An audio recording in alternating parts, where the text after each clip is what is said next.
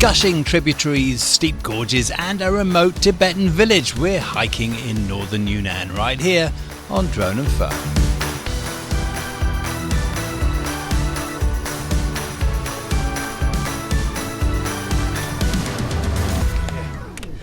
Well, welcome to the final stage of our Yunnan adventure.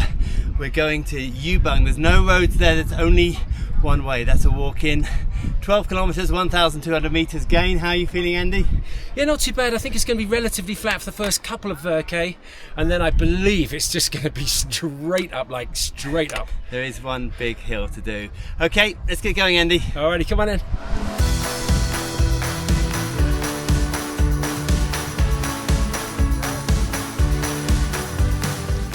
Nestled between the Tibetan Plateau and the deep gorges of the Yangtze and Mekong rivers is one of China's most spectacular outdoor adventure destinations, northern Yunnan.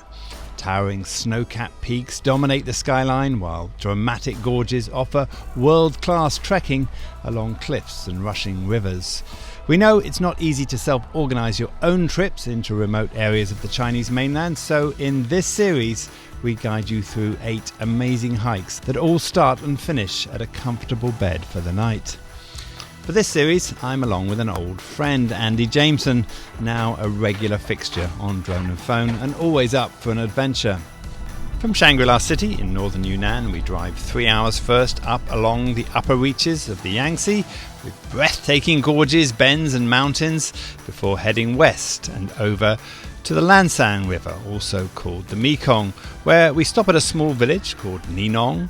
Here we find a hotel to rest for the night and rise early. I want to give you a quick look at the kind of accommodation. This is my room last night that we've been staying in along the way. This one is one of the cheaper ones. It costs about $10. Expect to pay between $10 and $30 for the night. It's US dollars, so that's between 100 and 300 RMB. You can see here, plenty of space, everything that you need, a kettle, and then here we've got everyone asking about this. Yes, we have Western toilets.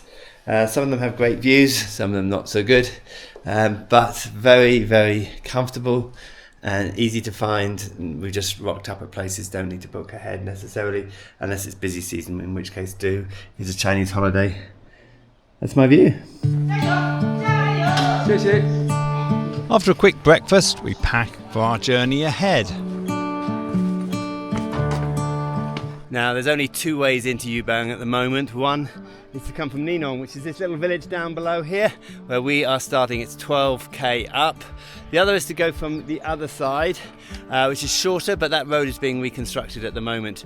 Both, though, need at least 1,000 meters elevation to get there. There are no roads to get a ride there, so if you want to go to Yubang, you got to walk. That said, there was a new road being built, so it is worth checking to see if it is open and provides a shorter, if not steeper, option for getting to Yubang. Well, this river down below us is the Lansang, or otherwise known as the Mekong. This water that you see here is going to flow through 6 countries in Asia before it gets to the sea. After a short climb up, the trail cut into the cliff above the river. The trail takes on a gentle climb along a very good concrete path. There is a checkpoint where a small levy of around 50 RMB is charged to tourists hiking the path, presumably to pay for the path's upkeep. See these big metal fences there? Massive structures that catch the rocks, the big boulders. There's a few little stones down here, but nothing of the size that would come hurtling down. I think they're great. They're all over the place. They're fantastic things. But the reason is because this valley just down here is quite spectacular. I'm going to be a little bit careful, just so. Hello. Ni hao. Hello. Ni hao. Hello. Hello. But oh dear, check this one out. I'm going to go.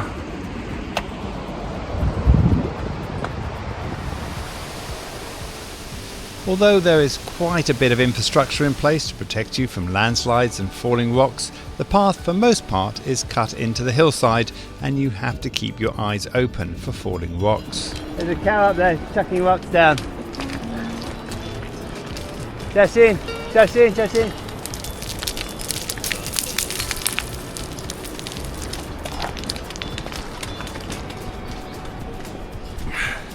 So this is why you've got to be careful. We've got yaks above us in the trees up there, and they're kicking down rocks that are flying down. You can see them on the floor down here. So you've got to be careful. If one of those cracks you on the head, you're in serious trouble. After a few kilometres along the Lansang, you reach a small waterfall from a tributary coming down from your right. You cross the stream and then start heading up the valley. So we're on the next section now. We're going down this valley. You can see it. I think we've turned a corner around one of the valleys, up another tributary of this river, and I'm presuming we're going to be following this up. At some point we're going to have to go up and over there.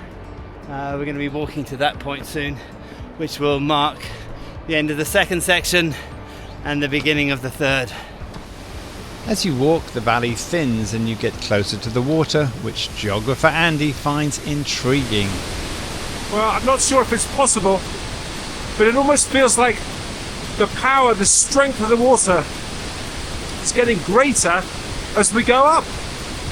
It's just one amazing force hurtling down this mountain. It's incredible. After the steep climb, the path comes to an abrupt end where you hit a rest spot. Now this is a complete mystery. We've been hiking up a very thin path, and here there are cars.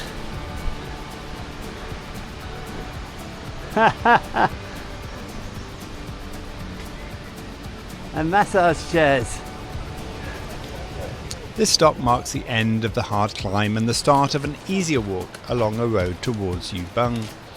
Cars do operate on the road and are happy to ferry tired hikers the final few kilometres at a price. I've got to say, this is quite easy walking now along a road, slight gradient up, but not anything too difficult, and we're presuming it's going to be similar like this all the way into Yubang. There are some switchbacks on the road that can be cut off with steep paths up the side, well worth doing with the promise of a thriving Tibetan community at the end. We made it with plenty of time to explore. Well, we've been a bit unlucky today. We've been waiting all afternoon for the cloud to clear and for us to see the Malay Mountain, but it doesn't look like it's going to happen anytime soon. We're going to have a quick walk around the town and see what there is to offer. I don't think there is very much other than what you can see here. So we've got a nice cafe here, obviously modern hotel being built here, the hotel that we're staying in, another one over there, another one being built here, and then a lake, monastery, and there we go, some pasture land. Now there is some other buildings up there. I believe there's a campsite up there as well, but we're not going to get a chance to get up to have a look at that today. This is a great village for people watching. Modern middle-class hikers from China's growing urban centres sip lattes in modern cafes alongside farmers herding their cattle through the streets, and in one case encouraging two bulls to settle a score. It's a fascinating view on this fast-changing country, and one Andy and I could have spent several days at. We found a simple but comfortable hotel, slurped down some noodles, and then headed for an early night. Well, that's it for this episode. We've got one more episode to do. But how was today, Andy? Well, it was really interesting. It was sort of upside down, really. I loved the lower level and the views were fantastic. And then there was a little bit more of a gentle road all the way up to the top, but the view at the top is just stunning once again. It is on concrete all the way, so bear that in mind. Some people will like that, it'll make it easier. 12 kilometres, it is 1,200 metres gain, but it didn't really feel like that, right? It didn't. I mean, I know I've had a good walk today, certainly, but it wasn't as hard as I thought it was going to be, certainly. Okay, we're in Yubang. In our next episode, we're going to be going up that valley. If you want to see that and all of our other episodes, have a look at droneandphone.com, our website, on our YouTube channel also, where you can subscribe to us. For now, my name's DJ. I'm Andy J. And this, with the donkey in the background, this is Drone and Phone. Just go one more time. Yeah. That was quite good. I like the donkey.